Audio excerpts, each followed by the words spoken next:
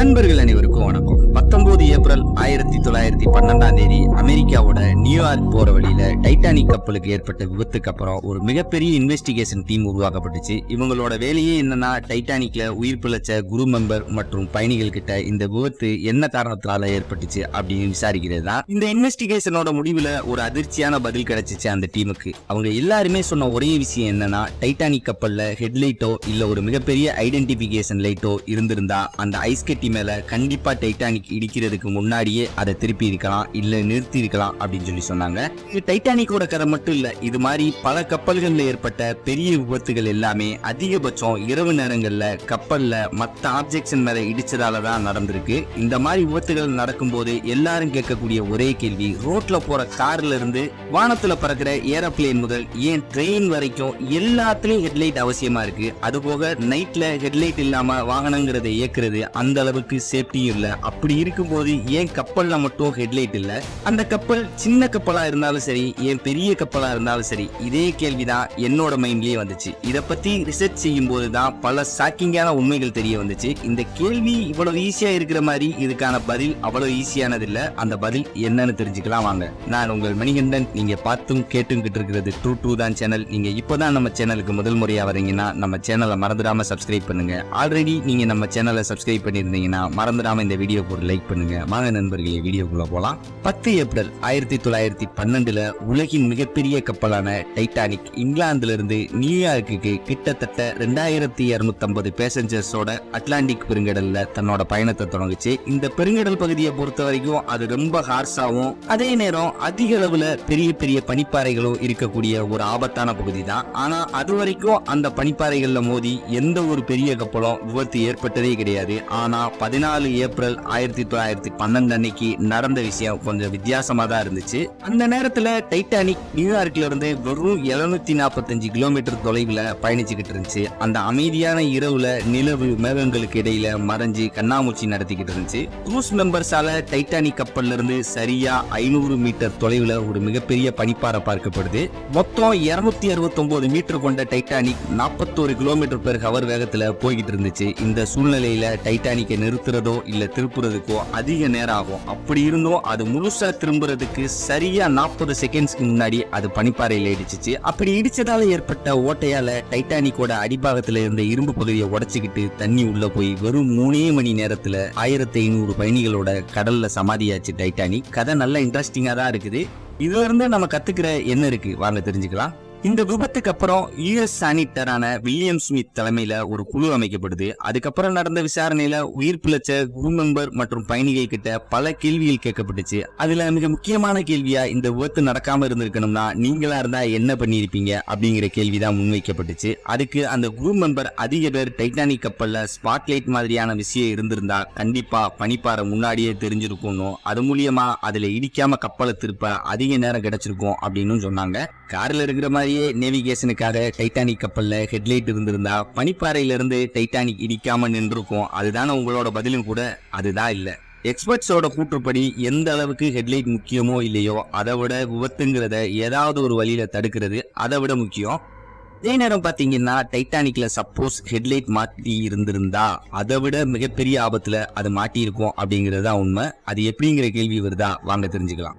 இரண்டாம் உலக போர் சமயத்துல பாத்தீங்கன்னா ஜப்பான் தன்னோட சக்தி வாய்ந்த போர்க்கப்பலான ஆகட்சுகில 2 மிகப்பெரிய கார்பன் ஹெட்லைட்டை பொருத்தினாங்க. அதுக்கான காரணம்னு பாத்தீங்கன்னா, தூரத்துல கடல்ல பதுங்கி இருக்கிற எதிரிகளோட கப்பல்களை தேடி அவங்கள குழப்பி அழிக்கிறதா தான் இருந்துச்சு. ஐடியா நல்ல ஐடியா தான், ஆனா நடந்தது பாத்தீங்கன்னா அப்படியே தலைகீழா நடந்துச்சு. நவம்பர் 12, 1942 நடந்த ஒரு சண்டையப்ப தனக்கு எதிராக இருந்த எதிரி கப்பலை வீழ்த்த தன்னோட அந்த மிகப்பெரிய லைட்டை ஆன் பண்ணாங்க ஆகட்சுகி கப்பல்ல இருந்தவங்க. ஆனா அதே சமயத்துல அங்க இருந்த அமெரிக்கன் கப்பலுக்கு தன்னோட இடத்தை அதுவே வெளிச்சம் போட்டு காட்டுச்சு. அதனால வெகு தூரத்துல இருந்த அமெரிக்க கப்பல் அவங்க இருந்த இடத்துல இருந்தே அந்த கப்பலை குண்டு வீசி தாக்கி அழிச்சாங்க. இது ஏன் கப்பல்கள்ல ஹெட்லைட் பொருத்தல அப்படிங்கிறதுக்கு ஒரு காரணம் தான். இன்னைய நிலைமைக்கு பாத்தீங்கன்னா இந்த மாதிரியான விஷயங்கள் நடக்கிறதுக்கு வாய்ப்புங்கிறது இல்ல. இருந்தாலும் இன்னைக்கு இருக்கக்கூடிய சொகுசு கப்பல்கள்ல கூட ஏன் லைட் பொருத்தப்படுறது இல்ல? அதுக்கு என்ன எதிரிகளோட பயம் இருக்க போகுது? பல நூற்றாண்டுகளா கப்பல்கள் கடல்ல இயக்கப்பட்டு வந்தாலும் இது வரைக்கும் பாத்தீங்கன்னா தன்னோட கண் பார்வையை வச்சுதான் மனிதன் கப்பலை இயக்குறான். ஷிப்ல இருக்கக்கூடிய குரூஸ்ல ஒரு குரூப் இருக்காங்க. இவங்க வேலையே பாத்தீங்கன்னா கடல்ல தூரத்துல இருக்கக்கூடிய கப்பல்கள் மற்றும் ஆபத்துகளை முன்கூட்டியே சொல்றதுதான். இந்த டீமுக்கு பேரு பாத்தீங்கன்னா லுக் அவுட் இல்ல லுக் அவுட் பர்சன் அப்படின்னு சொல்லுவாங்க. இவங்களோட திறமை மற்றும் எக்ஸ்பீரியன்ஸ் மூலியமா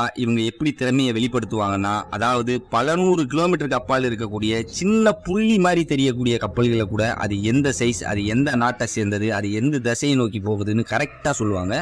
ஆனா இன்னைக்கு இருக்கக்கூடிய மாடர்ன் டெக்னாலஜி மூலியமா லுக் அவுட்டுக்கு ஒரு தனி டீமே செயல்படுது. இவங்களோட வேலையே என்னன்னா, இரவு நேரத்துல மற்ற கப்பல்களோட லைட்டை பார்த்து அந்த கப்பலோட சைஸ், டிஸ்டன்ஸ், மூவிங், டைரக்ஷனை தெரிஞ்சுக்குவாங்க. ஒரு நிமிஷம் கொஞ்ச நேரத்துக்கு முன்னாடி நானே தானே சொன்னேன் எந்த கப்பல்லையும் ஹெட்லைட் இல்லைன்னு. அப்புறம் லுக் அவுட் பர்சன் எந்த லைட்டை பார்த்து இதெல்லாம் கண்டுபிடிப்பாங்க? ஹெட்லைட் இல்லைங்கிறதுக்கு அர்த்தம் அதுல எந்த விதமான நேவிகேஷனுக்கு பெரிய லைட் இல்லைங்கிறதா. 1838 வாக்குல அமெரிக்கால சூரிய அஸ்தமனத்துக்கு அப்புறம் கடல்ல பயணிக்கக்கூடிய கப்பல்களுக்காக சில விதிமுறைகள் உருவாக்கப்பட்டுச்சு. அதாவது எந்த மாதிரியான லைட்டை உபயோகிக்கணும், அது எந்த மாதிரி இருக்கணும் அப்படின்னு சொல்லி விதி கொண்டு வந்தாங்க. அதே போல பாத்தீங்கன்னா 1848 வாக்குல யுனைடெட் கிங்டம் இரவு நேரங்கள்ல கப்பல்கள் பிரச்சனைகள்ல மாட்டிக்கிறாம இருக்க கப்பலுக்காக சில விதிகளை வகுத்துச்சு. அதாவது இரவு நேரத்துல கப்பல்கள்ல ரெட், கிரீன், எல்லோ லைட்டுகளை ஆன் பண்ணி வைக்கணும்னு அந்த விதி சொல்லுது. அதன்படி அந்த கப்பலுக்கோ இல்ல கரைக்கோ தகவல் கிடைக்க வாய்ப்பு இருக்குன்னு அவங்க சொன்னாங்க. இந்த லைட் மிகப்பெரிய அளவுல இல்லைனாலும் சின்னதா இருக்கிறதால அதை பார்த்து கப்பலும் இரவு நேரங்கள்ல மோதிக்கிறாம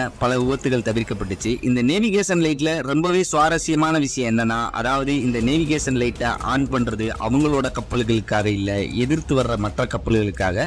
இப்போ தூரத்தில் இருக்கக்கூடிய கலர் காம்பினேஷனை வச்சு அந்த கப்பலோட ஸ்பீடு மற்றும் டைரக்ஷனை லுக் அவுட் டீம் ஈஸியா சொல்லிடுவாங்க. இப்போ இதுக்கு ஒரு எடுத்துக்காட்டு சொல்றேன். ஒரு கப்பலோட ரைட் சைட்ல ரெட் லைட்டும், அதே மாதிரி லெப்ட் சைட்ல கிரீன் லைட்டும், அதே போல கப்பலுக்கு மேல எல்லோவோ இல்ல ஒயிட் லைட்டும் மாட்டியிருப்பாங்க. அப்படி இருக்கும்போது பாத்தீங்கன்னா இந்த லைட்டுகளோட காம்பினேஷனை வச்சு எப்படி அந்த கப்பலோட டைரக்ஷன் மற்றும் மூவ்மெண்ட்டை தெரிஞ்சுக்குவாங்க பார்க்கலாம் வாங்க. அதாவது தூரத்துல கடலுக்கு நடுவுல கிரீன் மற்றும் எல்லோ லைட் தெரிஞ்சா ஒரு பெரிய கப்பல் லெஃப்ட் சைட்ல இருந்து ரைட் சைட்ல போகுதுன்னு தெரிஞ்சுக்குவாங்க.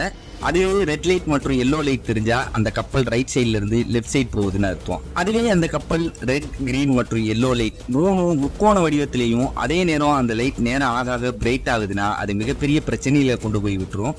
ஏன்னா அந்த கப்பல் உங்களுக்கு எதிர் திசையில உங்களை நோக்கி வருதுன்னு அர்த்தம். இப்ப நீங்க எல்லாரும் யோசிக்கிறது புரியுது. இந்த லைட்டை வச்சு கடல்ல பயணிக்கிற மற்ற கப்பல்கள்ல இருந்து இடிக்கிறத தவிர்த்துடலாம். ஆனா கண்ணுக்கு தெரியாத பனிப்பாறை மாதிரியான விஷயங்களை மோதாம தவிர்க்கிறது எப்படி?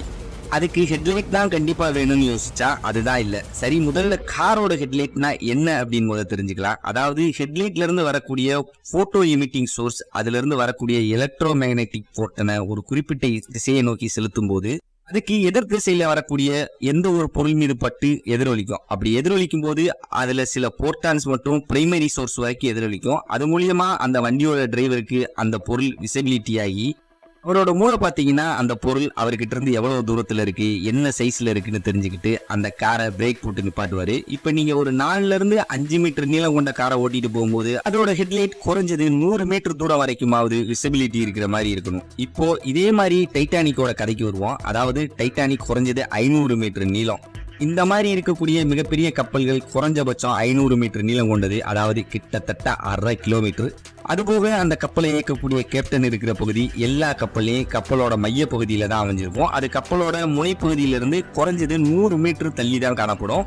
காருக்கு எப்படி 100 மீட்டர் அளவுக்கு ஹெட்லைட் மாட்டப்படுதோ அதே மாதிரி ஒரு லைட் இங்க வேலைக்கு ஆகவே ஆகாது. ஏன்னா கொஞ்ச நேரத்துக்கு முன்னாடி நாம பார்த்த மாதிரி 500 மீட்டருக்கு முன்னாடியே பார்த்தும் கூட டைட்டானிக்கால பனிப்பாறையில இருந்து மோதாம இருக்க முடியல. அது வெறும் 40 கிலோமீட்டர் வேகத்துல போகும்போதே. இதை வச்சு பார்க்கும்போது குறைஞ்சது கப்பலோட ஹெட்லைட் 4 இருந்து 5 கிலோமீட்டர் விசிபிலிட்டி கொடுக்கக்கூடியதா இருக்கணும் அப்படிங்கிற விஷயம் தெரியுது. இதுக்கு அர்த்தம் என்னன்னா கப்பலுக்கு லைட் ரொம்ப பவர்ஃபுல்லா இருக்கணும். இந்த ஹெட்லைட்டை மாற்றுறது டெக்னிக்கலா பாசிபிளான விஷயம் தான். ஆனா இந்த பவர்ஃபுல் லைட் அடிச்சு எதிர வரக்கூடிய கப்பல்களோட விஷன் பாதிக்கப்பட்டு அது இன்னும் மிகப்பெரிய விபத்தை ஏற்படுத்தும். இதே மாதிரி பல விபத்துகள் கார்ல போகும்போது ஹெட்லைட்டால அடிக்கடி நடக்கத்தான் செய்யுது. ரோட்ல சமதள பரப்புல போகும்போது இவ்வளவு பிரச்சனை வருது. ஆனா கப்பல்ல கதையே வேற. கடல் ஒரே மாதிரி மாதிரி இருக்காது. அலைகளால கப்பல் மேலேயும் கீழேயும் போக வாய்ப்புங்கிறது அதிகம். அப்படி போகும்போது அது எதிரில் வர கப்பல்களோட விசனை மட்டும் பாதிக்காது, அந்த ஒளி கடல் அலைகள்ல பட்டு ரிஃப்ளெக்ஷன் ஆகி ஹெட்லைட் பொருத்தி இருக்கிற கப்பல்களோட விசனையும் பாதிச்சு விபத்து ஏற்படுத்த அதிக வாய்ப்பு இருக்குது.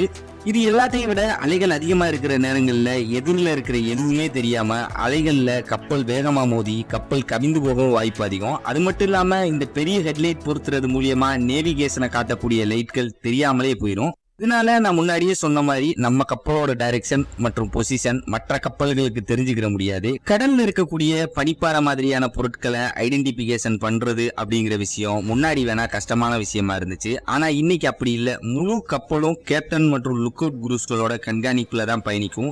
இரவு நேரத்துல கூட ரேடார் மற்றும் ஜிபிஎஸ் டிவைஸ் மாதிரியான அட்வான்ஸ் டிவைஸை வச்சு எந்த பிரச்சனையும் இல்லாம பயணிக்க முடியும். கப்பல்ல இருக்கக்கூடிய ரேடார்ல இருந்து அனுப்பக்கூடிய எலக்ட்ரோ மேக்னெட்டிக் வேவ்ஸ் அந்த கப்பலை சுத்தி இருக்கிற பொருட்கள் மீது பட்டு எதிரொலிக்கும். இந்த வேவ்ஸ் 6 விதமான டைமென்ஷன்லயும் அனுப்பப்படும். அதாவது முன்னாடி, பின்னாடி, ரைட்ல, லெப்ட்ல, மேல, கீழன்னு. இது மூலியமா சின்ன சின்ன போட்ல இருந்து மிகப்பெரிய பனிப்பாறை வரைக்கும் கண்டுபிடிக்க முடியும். இது எல்லாத்தையும் விட கப்பல்ல இருக்கக்கூடிய ஜிபிஎஸ் மூலியமா, அதாவது குளோபல் பொசிஷனிங் சிஸ்டம் மூலியமா அனைத்து கப்பல்களோட ரியல் டைமும் பார்க்கப்படுது. கப்பல்ல இருக்கக்கூடிய ரேடார் மற்றும் ஜிபிஎஸ் மற்றும் நேவிகேஷன் லைட் மூலியமா மொத்த கப்பலும் மிகுந்த பாதுகாப்போட பயணம் பண்ணும். இது மூலியமா 90% விபத்து தவிர்க்கப்படுது. இது எல்லாத்தையும் விட இன்னொரு மிக முக்கியமான காரணத்துக்காக தான் எப்பவுமே கப்பல்கள்ல பவர்ஃபுல்லான லைட் உபயோகப்படுத்துறதே இல்லை. அதாவது அதுதான் கடல்வாழ் உயிரினங்கள். அந்த உயிரினங்கள் இந்த லைட் மூலியமா குழப்படைஞ்சு அது தன்னோட இருப்பிடத்தை விட்டு வேறு இடங்களுக்கு மாறி போய் இறக்கவும் வாய்ப்பு அதிகம். ஆனா இதுல இன்ட்ரெஸ்டிங்கான இன்னொரு விஷயம் என்னன்னா, சில கப்பல்கள்ல மட்டும் தேவைக்காக மிகப்பெரிய ஸ்பாட் லைட்டுகள் பயன்படுத்தப்படுது. இது மேக்சிமம் ஐஸ் பிரேக்கர்கள் கப்பல்ல தான் பயன்படுத்தப்படுது. இந்த கப்பல்கள் வட மற்றும் தென் துருவங்கள் இருக்கக்கூடிய பனிப்பாறைகளை உடைச்சுதான் பயணமே செய்யணும். இந்த கப்பல்களை தவிர வேறு எந்த ஒரு கப்பல்லையும் ஹெட்லைட் உபயோகப்படுத்துறதே இல்லை. இந்த வீடியோ உங்களுக்கு இன்ட்ரெஸ்டா இருந்திருந்தா இந்த வீடியோவை கண்டிப்பா உங்க நண்பர்களுக்கு ஷேர் பண்ணுங்க. நான் உங்கள் மணிகண்டன். நீங்க பார்த்தும் கேட்டுக்கிட்டு இருக்கிறது ட்ரூ தான் சேனல். நீங்க இப்போதான் நம்ம சேனலுக்கு முதல் முறையா வர்றீங்கன்னா மறந்துடாம நம்ம சேனலை சப்ஸ்கிரைப் பண்ணுங்க. இந்த வீடியோவை லைக் பண்ணுங்க. உங்க கருத்துக்களை கமெண்ட்ல சொல்லுங்க. நன்றி, வணக்கம் நண்பர்களே.